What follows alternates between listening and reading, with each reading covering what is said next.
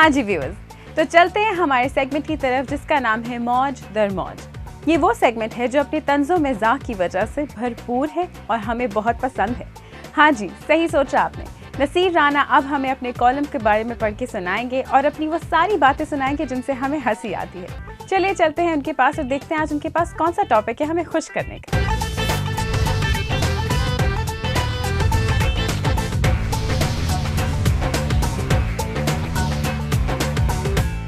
پاکستان یا ہمارے قریب قریب اور ہم جیسے غریب ممالک میں امریکہ کی جو دہشت ہے اس سے تو ہر کوئی واقف ہے، کیونکہ جب بھی کوئی آتا ہے اسی دہشت کا دہشتایا ہوا ہوتا ہے اور پھر گیس اسٹیشنوں پر گیس پمپ اور اناج جمپ ہونے لگتی ہے۔ کالوں اور اسپینشوں سے واسطہ پڑتا ہے تو دہشت وحشت میں بدلنے لگتی ہے، کیونکہ وہاں سے ہر آنے والا یہی سوچ کر آتا ہے کہ ڈالر درختوں پر اور لڑکیاں رستوں پر پڑی ملتی ہیں۔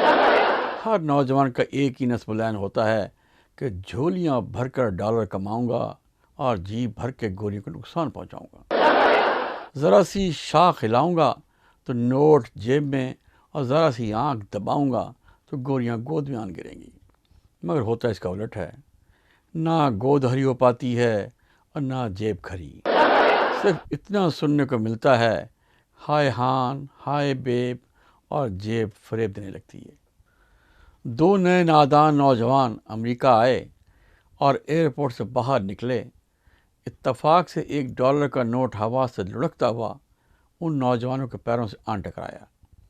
ایک نوجوان نے جھک کر نوٹ اٹھانا چاہا ہی تھا کہ دوسرے ساتھی نے اسے روک دیا اور مسکراتے ہوئے اپنے دوست سے مخاطب ہوا کہ یار اتنے بھی بے صبر نہ بنو، آج کا پہلا دن تو آرام کر لو، کل سے ڈالر اٹھانا شروع کر دیں گے۔ مگر افسوس کہ وہ کل کبھی نہیں آئی، بلکہ اس کل نے انہیں کسی کل بیٹھے نہیں دیا اور بیچارے بے کل ہو کر رہ گئے۔ منہ زور اور بے روزگار کالوں اور اسپینشوں کو ٹپ ٹپ کر کے جوڑے ہوئے پیسے اپنے جوڑوں کو نہ سکھوانے کے عوض ہاتھ جوڑ کر پیش کر دیے اور آخر میں مہذب ہونے کا ثبوت دیتے ہوئے تھینک یو بھی کہا۔ بہت جلدی میں تھے یہ ہمارے مہربان، ورنہ انہوں نے اور بھی ہم جیسے بے ڈالروں کو بے ڈالر کرنا ہوگا، ورنہ ہم تو تھینک یو کے علاوہ بیئر کے 2 ڈبے بھی فار دا روڈ پیش کرتے اور آخر ہم مہمان نواز قوم جو ٹھہرے۔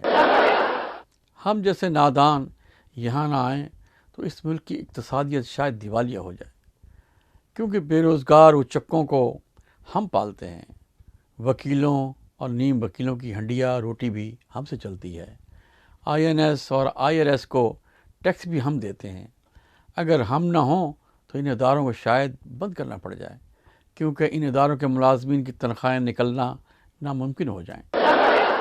غریب آدمی کا مقدر میں تو یہی ہے کہ اپنی قبروں پر محل تعمیر کرواتا ہے۔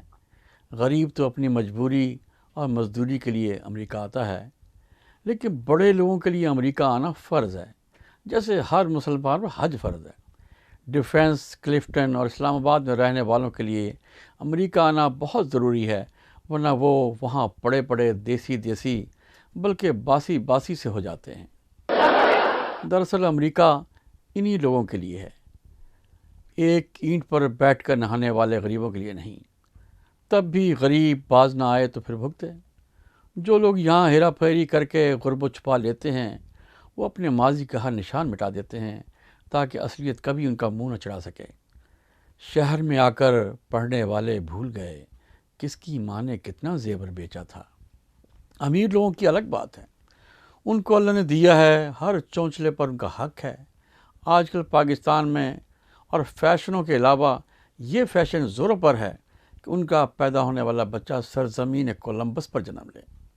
اس بڑے کام کے لیے اکثر بیگمات سامان لوڈ وہاں اور ان لوڈ یہاں کرتی ہیں، یعنی ٹیک آف وہاں اور لینڈنگ یہاں۔ لیکن حساب کتاب گڑبڑ ہو جائے تو سارا معاملہ گڑبڑ ہو جاتا ہے اور ایمرجنسی لینڈنگ کروانی پڑتی ہے۔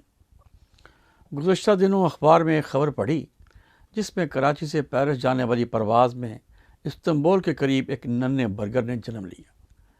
برگر فیملی کا خیال تھا کہ ننھا برگر امریکہ نہ صحیح پیرس میں ہی پیدا ہوگا اور وہاں کی شہریت حاصل کرے گا، جب خیر سے اعلیٰ تعلیم کے لیے اپنے جنم دیش آئے گا تو کوئی پرابلم نہیں ہوگی، بلکہ اس کے کھاتے میں اگر پوری فیملی بھی آنا چاہے تو آ سکے گی۔ لیکن حساب کتاب گڑبڑ ہو گیا، ننا برگر زیادہ جلد باز نکلا اور فضا میں ہی لینڈنگ کر دی، اور ترکش کا یہ تیر ٹرکش میں ہی چل گیا، اور بجائے امریکہ یا فرانسیسی کہلانے کے ترکیہ بلکہ استنبولیہ کہلانے لگا۔ سارے خاندان کی ناک کٹوا کر رکھ دی۔ اس ترکیہ کی وجہ سے پوری برادری نے ترک تعلق کر دیا، استنبولیہ کہیں کا۔ ترکی کی شہریت لینے سے تو بہتر ہے کہ بندہ چھانگا مانگا کی جنگلیت لے لے۔ استنبول سے بہتر تو تھا کہ تنبول میں پیدا ہو جائے، ساری زندگی تنبولا بابا بن کر ہر تنبولچے سے بھتہ وصول کرتا رہے۔ تنبولا بابا اگر صحیح ہنرمندی دکھائے تو انشاءاللہ استنبول میں بیٹھ کر لندن والے بابوں کا بستر گول کر سکتا ہے۔ لندن کے بابوں اور امریکہ کے بابوں سے زیادہ کام والا بابا پاکستان کا بابا تھا، جو صرف حقہ گڑگڑاتا تھا اور حکومتیں گراتا تھا۔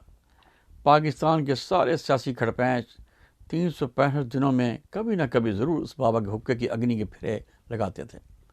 بابا کی اپنی آواز سے کمزور پڑ چکی تھی، مگر ان کے حقے کی آواز میں بادلوں کی گرج اور بجلی کی چمک موجود رہی۔ ان کا حقہ بولتا تو ایسا لگتا جیسے امریش پوری بول رہا۔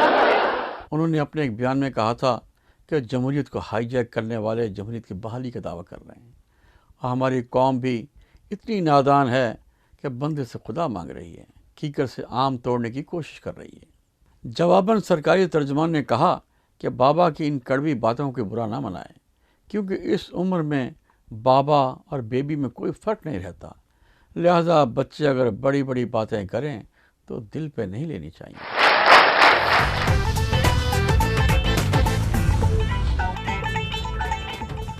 ہاں جی ویورز، تو سب سے پہلے تو میں آپ سب کو بہت تھینک یو کہنا چاہتی ہوں ان سب ای میلز کے لیے جو آپ ہمیں کرتے ہیں، ہمیں بہت اچھا لگتا ہے۔ اسی لیے raza.com نے آپ سب کو اپریشیٹ کرنے کے لیے ایک انیشیٹو لیا ہے۔ اب ہم ہر ہفتے ایک لکی ڈرا کیا کریں گے، جس میں آپ لوگ کی ای میلز آئیں گی، اور اس میں سے کوئی ایک ایسا لکی ونر ہوگا جس کو raza.com 100 فری منٹس دے گا، اور اس کی اناؤنسمنٹ ہم اپنے نیکسٹ شو میں کیا کریں گے۔ تو کیسا لگا آپ کو ہمارا آج کا شو؟ امید ہے بہت پسند آیا ہوگا۔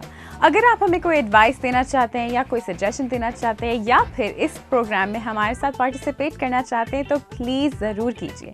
اسکرین پر دیے گئے ہوئے نمبر اور ای میل ایڈریس پر ہم سے رابطہ کیجیے۔ تب تک کے لیے زارا آپ سے اجازت مانگتی ہے، اپنا بہت خیال رکھیے گا۔ raza.com، keep talking۔